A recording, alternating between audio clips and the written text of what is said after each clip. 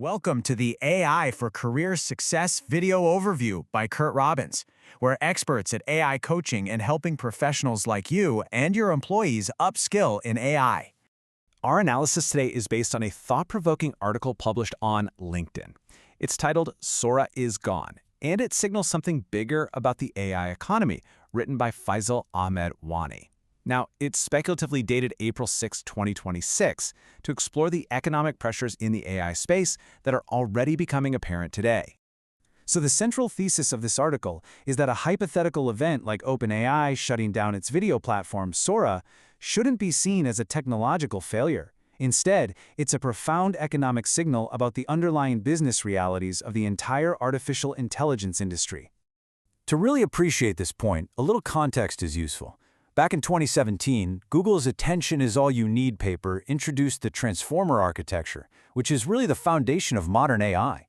Then, in 2018, the Google Duplex demo, where an AI made a phone call, generated this incredible sense of possibility. The imagined shutdown of Sora in 2026 serves as a stark contrast, marking a shift away from pure technological wonder toward economic pragmatism.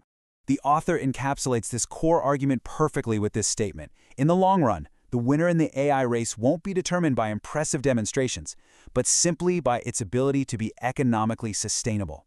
This is the crucial pivot point for the industry. And this brings us to what the article terms the sustainability paradox. We're going to look at the hard numbers behind the massive, recurring operational costs of many consumer-facing AI models and how they often struggle to generate enough revenue to stay afloat. According to the article's scenario, the Sora platform would have required a staggering $1 million every single day just for operational costs. This figure reflects the immense compute power and energy that each video generation consumes. Now, let's put that daily cost into perspective. The platform's total lifetime revenue was projected at just $2.1 million. This means its entire earnings would be consumed by operational costs in a little over 2 days. The economic imbalance is not just significant, it's fundamentally unsustainable. The author's assessment here is quite direct. When your daily expenses can eclipse your lifetime revenue so quickly, you're no longer operating a viable business. It's much closer to a well-funded but ultimately unprofitable research project. So why does this happen? Well, the traditional tech growth model, attract a massive user base and monetize it later, doesn't quite work for generative AI. For a social media company, adding one more user costs next to nothing. But for an AI platform, every single user action, every prompt, every generation incurs a real tangible cost in compute and electricity. This difficult economic landscape has really led to a fork in the road, creating two distinct business strategies in the AI sector. The article uses a comparison between OpenAI and Anthropic to illustrate this divide quite well.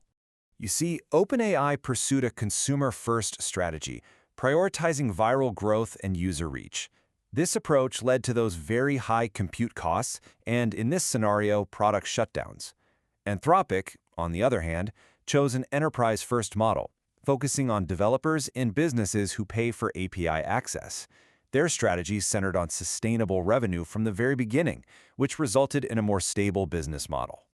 To illustrate the practical difference, the author offers a personal perspective.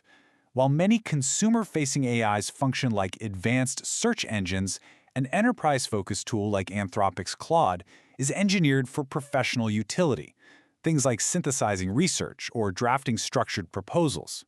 It's designed to function less like a search tool and more like a capable assistant. So, given this significant industry shift from hype towards utility, the analysis turns to what is perhaps the most important part: actionable advice for professionals who are trying to navigate this new AI landscape. And that brings us to the critical question. What does this economic pivot from consumer hype to enterprise value actually mean for your own professional development and career path? The author proposes a straightforward three-part framework. First, master the fundamentals of your profession without relying on AI. Second, always remember that your core professional skill is your true safety net. And third, view AI not as a replacement but as an accelerant, a tool that can amplify your existing expertise. To conclude, what we're witnessing isn't the failure of AI. It's the maturation of the AI industry. It's a necessary correction, a move away from sheer novelty and toward real, sustainable economic value. This new, more mature phase of AI is being defined by a very clear set of priorities. We're seeing a focus on enterprise over consumer applications, revenue over reach, depth over novelty, and, most importantly, a non-negotiable requirement for sustainable business models. And this brings us to the author's final, powerful thought. This market correction isn't some distant event we need to prepare for. It's the reality that is actively shaping the industry right now. Thank you for watching. This is where we teach you AI and help you get smarter than your competition.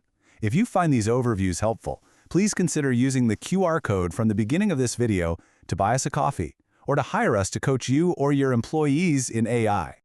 And finally, please subscribe to the AI for Career Success YouTube channel. We also ask that you like this video, leave a comment with your thoughts, and share it to help us reach a wider audience of professionals like you.